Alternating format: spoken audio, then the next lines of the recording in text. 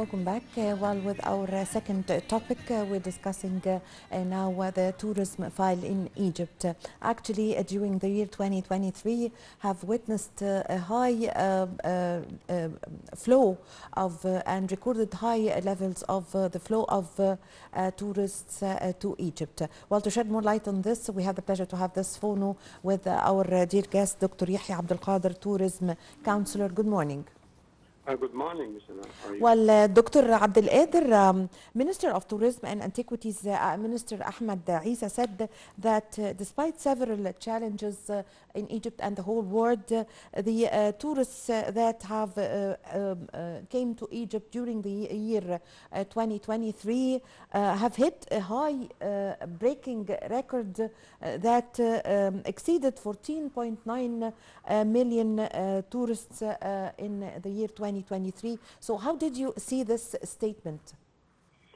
Well, really, this is, like a result and reward for the solid strategy of the Ministry of Tourism and Antiquities to promote, like international travel to Egypt.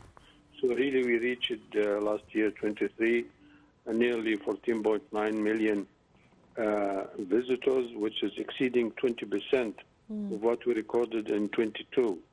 And inshallah, like we have great expectations due to the strategy that the ministry is applying with international exhibitions and shows and antiquities exhibition outside Egypt, and as well as the increase in number of hotel rooms that we are adding every year.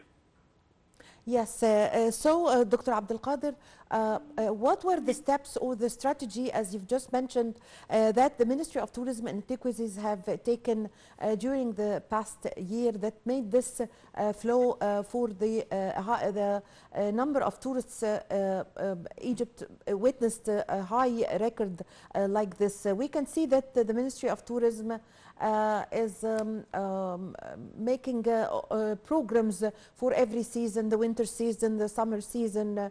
Also on the websites of the Ministry of Tourism and Antiquities, it's made providing information about coming to Egypt with a large number of languages.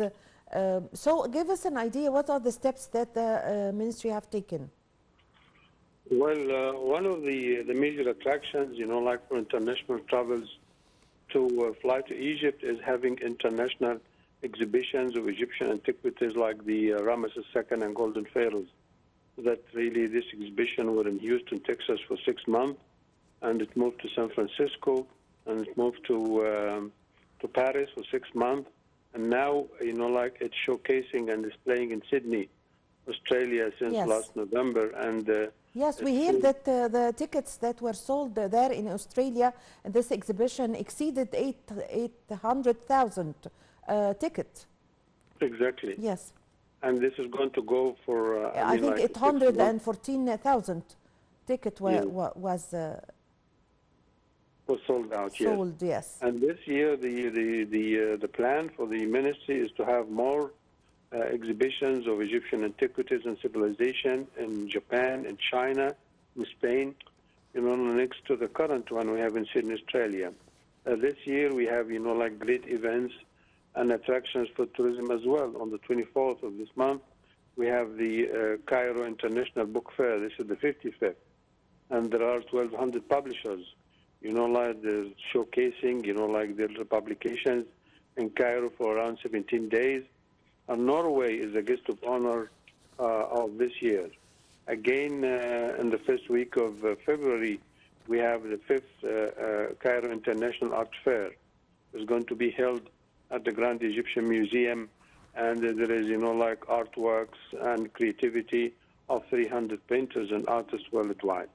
So this is, like part of the strategy of the Ministry, Tourism, Antiquities, Culture.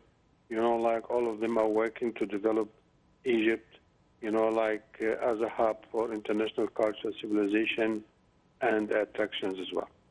Yes, Dr. Abdul Qader, also the the winter season now. What are the preparations or the program that the Ministry of Tourism is providing for the season of the winter here in Egypt for the year Already, 2024? as we know, like Egypt Air now is extending, like its network worldwide, all the way from China, Japan, to the U.S. and Latin America. That's why we're having a good turnout of international visitors spending their winter vacations in Sharm el-Sheikh and Hurghada and Mas Alam, and of course taking the luxury, and prestigious night cruises all the way from Mania and from, Luxor to up to Aswan and Abu Simbel. So now, Luxor is enjoying a very high booking rate for international visitors, and there are, charter flights to fly directly to Luxor now from Europe, from Italy, from Germany, from Switzerland, and from Spain as well. So we have an excellent season as a feedback of the policy and strategy of the Ministry of Tourism and Antiquities as well. Yes. Also, I would like to ask you about an important also point, Dr. Abdul Qader. Is there a vacancy or the number of rooms at the hotels that could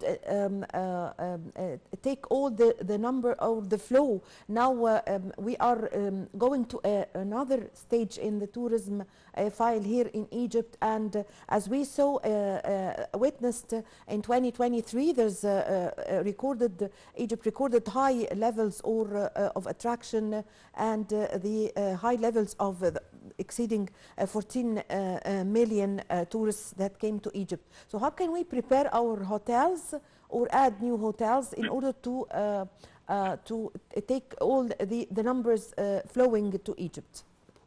Well, currently Egypt has 22,000 hotel rooms nationwide, Yes. So this number is very important. Probably, like 150 of them, they are in Sharm el-Sheikh and the Red Sea resorts. So now the policy to accommodate 30 million visitors in 2030, we need to develop 300,000 hotel rooms. That's the policy for the Ministry of Tourism and Antiquities and, other associated administrations as well, to develop, 15,000 hotel rooms in this year and this coming year, inshallah, because you remember this year we're expecting the grand opening of the Grand Egyptian Museum, yes, as well as the settlement in the new administrative capital, which is attracting more investments and business as well. Yes. Also, there are a number also of discoveries that took place recently in Saqqara and in other places here in Egypt, and especially the series of discoveries that is taking place through the past 3 years.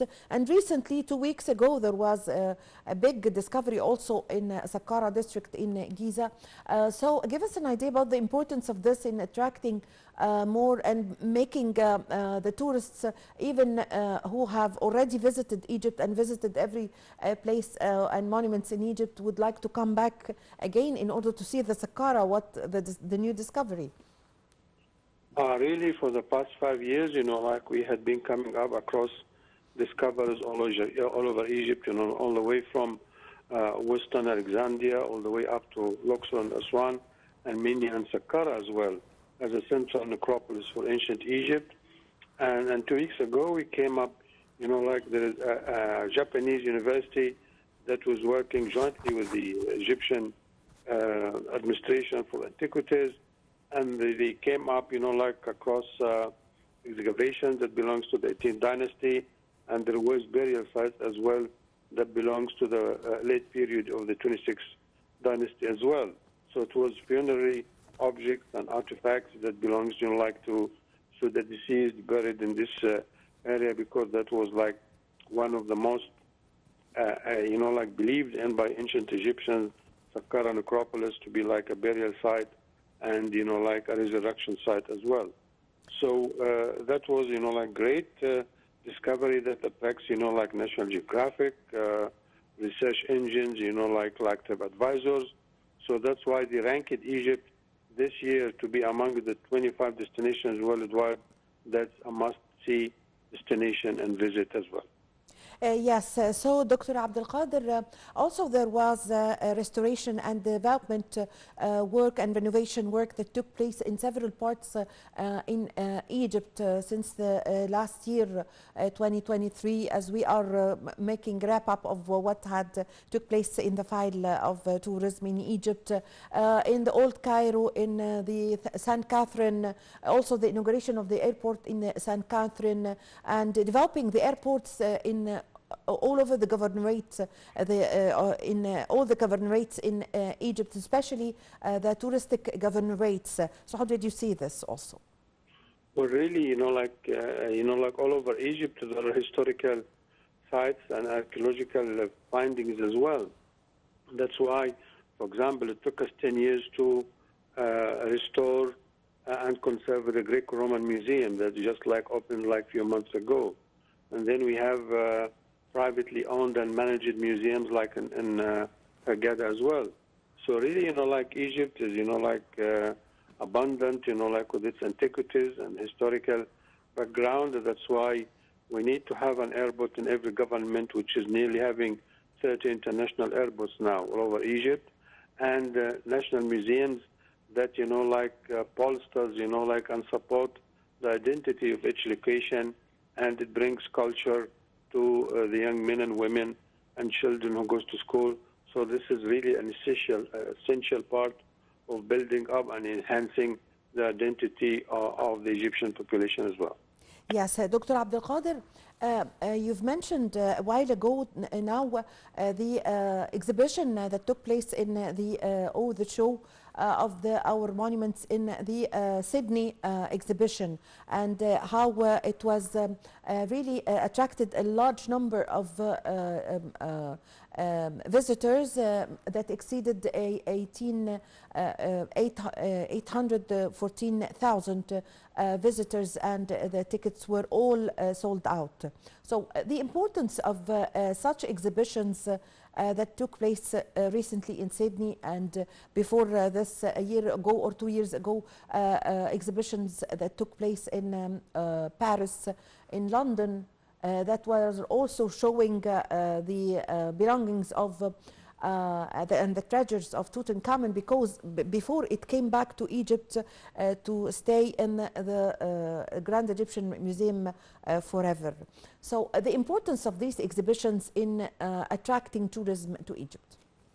Well, really, internationally, visitors worldwide, they love to go to the exhibitions, in their museums, I worked in New York, Los Angeles, and the national museums over there, they have an Egyptian collection. But apart from that, they study, ancient Egyptian civilization, hieroglyphics, and even children, in elementary schools. And now they love, after all this time, they have a passion for visiting Egypt. So when they visit an exhibition like the King Tut or like the Ramesses II, they are, excited and motivated to come, and see the whole, collection and the treasures that we have. And inshallah, the Grand Egyptian Museum will be a landmark for this year, and the great opening will attract hundreds of thousands, millions of visitors to line up and enjoy the display of the King Tut collection under one roof, as well as the rare and unique antiquities that we have all over the place. Yes, I thank you very much for your time. Thank you for your valuable information, Dr. Yehya Abdul Qader, Tourism Counselor. Thank you very much for joining us over the phone. I really had the pleasure to have this phone with you. Well, with this, my dear viewers, we came to the end of this episode of our program, The Breakfast Show. My name is Amal Mukhtar. Thank you for watching.